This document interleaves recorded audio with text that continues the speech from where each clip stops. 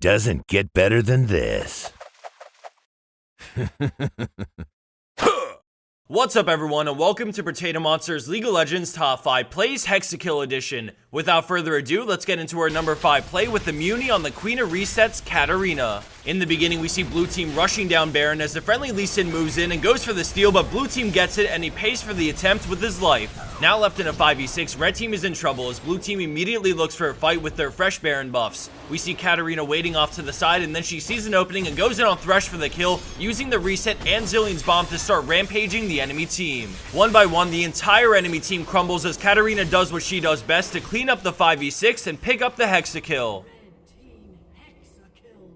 Coming in at our number 4 play, we have Time Moral's Beast on Italy with a great team play to hunt down the enemy team. Right off the bat, we see Talisman used to move them into position, and as soon as they round the corner, the chase begins. Sivir ultimate combined with Nami's passive, Raise Morale, Cannon Barrage, and the Tidal Wave allow blue team to catch them out despite not having an amazing initiator on their team. Nidalee picks up the triple and then the quadra right after as they continue with their momentum down mid lane to siege the tower. As every second passes by, the hopes of a Hexakill start to diminish, but when a small skirmish breaks out, Nidalee moves over to help. After landing the spear, she thinks out her next move, and when the enemy Katarina Zanyas, she hops into Cougar form and times it just right with a flash Q for the pentakill. With only the enemy Nasıl alive and no hope of him escaping, the dream turns into reality as her team lets her finish off Nasıl for the Hexakill. Besides the great Hexakill in this play, I wanted to point out something I thought was really cool about this team comp that maybe you didn't notice. Between Talisman, Sivir's ultimate, Nidalee's passive in Cougar form, Nami's passive to speed players up, Vayne's passive to run faster towards enemy players, Shaco's Deceive, and finally Gangplank's Raise Morale, this team moves fast. And that's also not including the global ultimate from Gangplank to slow down the enemy team and an excellent tidal wave to follow it up. So every one of these things come together and form a team that you just can't outrun, and in this play we see blue team use this strength to great success. Landing in at 3rd place, we have BKDQJVK and 22,022 on Cassiopeia with a game-changing play to win a losing fight.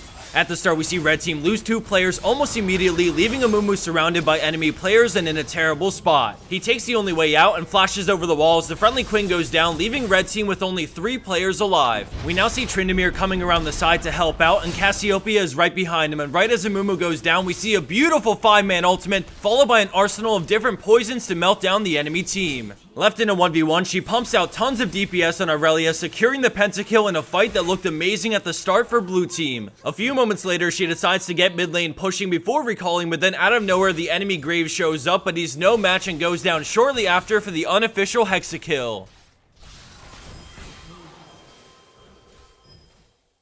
Moving along into our number 2 play, we have Turtle Dunks on Shaco, who is part of a Hexakill trap team I was playing in. Although I don't usually ever feature any play with myself in it, even if someone else submits it, this play is just downright awesome, so in the spirit of this fun Hexakill top 5, I'm gonna let this one slide. Going back to the play now, we take a look at red team as they position around the Baron pit to make full use out of their traps. By pressuring Baron but not starting it, red team is able to set up camp while also forcing the enemy team to stick around and get poked down. If anyone on blue team moves in to regain vision, they run into traps, get hit, and leave empty-handed. While the enemy team tries their best to return the poke or get a kill, Shaco and friends play to their strengths and make sure to never overcommit or give up on the plan. After forcing blue team away, red team regroups in front of Baron, which applies a lot of pressure because the more traps that go down, the more free Baron becomes. Now we run into a small stalemate as both teams wait patiently for the other to do something because neither team wants to leave the position they're in. Out of nowhere, thanks to the ward placed earlier, Caitlyn sees an opening on Heimer and utilizes her long range to bring him low enough to pick up the kill with Ace in the hole. This opens up the possibility of a Baron rush, and with so many traps already down, red team decides to go for it. Since blue team has a ward placed down from earlier, they know red team started on Baron, and despite the field of traps, they decide to contest it.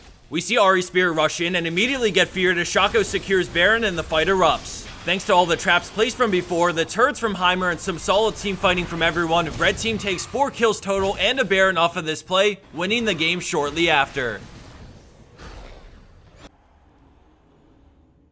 And for our number 1 pro play for this week, we have Gordo with a huge play on Wukong. At the beginning, we see him headed over towards his jungle camp to cash in on the conservation stacks, but as this is happening, the enemy Blitzcrank catches Tristana and they immediately bring her down. The fight continues with blue team clearly winning, and as red team goes into full retreat, we see Wukong waiting in the river for his chance to go in. With all 6 members of the enemy team still chasing, he decides to run alongside them, and then we see a talisman popped as the enemy Blitzcrank shoots and scores on Tryndamere. All of a sudden, Wukong comes in from the side straight into an amazing cyclone to knock up the entire enemy team. Despite Soraka's heal, he shreds through it and finishes off Kha'Zix for the kill, and then Karthus and Fiora right after. Then he auto-attacks Soraka, and with the help of the tower and red buff, he grabs the quad and then sees an opening when Blitzcrank gets too close, jumping over the wall for the pentakill. Left in a 1v1, he rushes at Jinx and then moves to the side to dodge the zap, finishing off this play with a Hexakill out of a 1v6 scenario.